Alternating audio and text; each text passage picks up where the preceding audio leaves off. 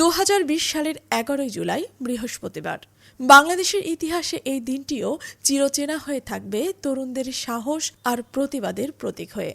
সকালটা শুরু হয়েছিল আগের দিনের মতোই, কিন্তু দুপুর গড়াতেই রাজপথে নেমে আসে এক নতুন ঝড়। এই ঝড় কোনো সাধারণ ঝড় ছিল না, বরং এটা ছিল ছাত্র সমাজের গর্জন, যারা কোটা বিরোধী আন্দোলনের দাবিতে আবারও গর্জে উঠেছিল।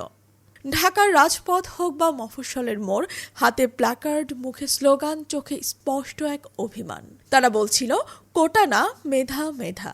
অন্যদিকে সরকার ছিল দৃঢ় ও সতর্ক। আওয়ামী লীগের সাধারণ সম্পাদক ওবায়দুল কাদের সেদিন ধানমন্ডিতে সাংবাদিকদের মুখোমুখি হয়ে বলেন, আন্দোলনকারীরা এখন সুপ্রিম কোর্টের বিরুদ্ধেও শক্তি প্রদর্শন করছে, এটা পুরোপুরি বেআইনি। আর স্বরাষ্ট্রমন্ত্রী আসাদুজ্জামান খান সচিবালয়ে সাব জানিয়ে দেন, শিক্ষার্থীরা সীমা ছাড়িয়ে যাচ্ছে, আইন শৃঙ্খলা রক্ষায় যা করণীয় তাই করবে। কিন্তু এই হুঁশিয়ারিতে থেমে থাকেনি দেশের তরুণরা।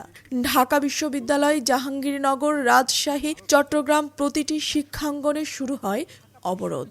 কোথাও পুলিশের ব্যারিকেড, তো কোথাও জলকামান। তবুও ভিজে গায়ে পিচ্ছিল রাস্তায় বসে থেকে তারা বলে, আমরা থামব না, দাবি মানতে হবেই। বৃষ্টিতে ভিজে যাচ্ছে ব্যানার, ছাত্ররা মাথায় বই ধরে বসে আছে সড়কে। ব্যাকগ্রাউন্ডে পুলিশের হুইসেল। এই আন্দোলন আর শুধু কোটা নয়, এটা হয়ে দাঁড়ায় একটা প্রজন্মের হতাশার বহিঃপ্রকাশ। যেখানে তরুণরা বলছে, চাকরি চাই মেধার ভিত্তিতে, পেছনে ফেলার কোটা নয়, সামনে এগোনোর মঞ্চ চাই।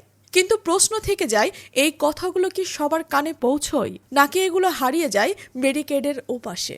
11 জুলাই রাজপথে শুধু আন্দোলন ছিল না, ছিল আশা, অভিমান আর এক কঠিন বার্তা। দেশটা আসলে মেধাবী ছাড়া বাকি সবার দখলই চলে যাচ্ছে, যেটা আমরা বুঝছি, এবং আমাদের দাবি না হওয়া পর্যন্ত যেহেতু আমরা নড়বো না। আমাদের দাবি 11 জুলাই রাজপথে শুধু আন্দোলন ছিল না, ছিল আশা, অভিমান আর এক কঠিন বার্তা। আমরা থামব না, কারণ এই দেশটা আমাদেরও। এটা ছিল ছাত্রদের গর্জন, যা কোনো মাইকে ছিল না, কিন্তু প্রতিধ্বনি ছিল পুরো দেশের বুক জুড়ে। ধীরে ধীরে শুরু হচ্ছিল ছাত্রদের গণজাগরণের ডাক। সেটি এক সময় রূপান্তর হয় বাংলার সবচেয়ে বড় জাগরণের। সুমাইয়া বিনতে সোনা, জিরো টিভি।